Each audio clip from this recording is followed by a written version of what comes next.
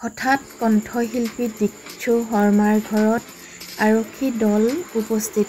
মহানগৰী আৰক্ষী দল উপস্থিত হৈ সোধপোছ কৰিছে দীক্ষু আৰু দীক্ষুৰ পত্নীৰ।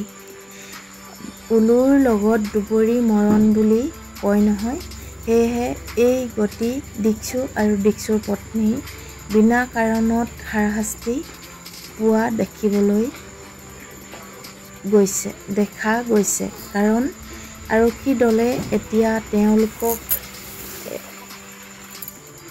আইনৰ আওতাত ৰাখিছে। কাৰণ তেওঁলোকক সোধপোছ কৰিছে আৰু তেওঁলোকে হয়তো থানালৈ অহা যোৱা কৰি তেওঁলোকে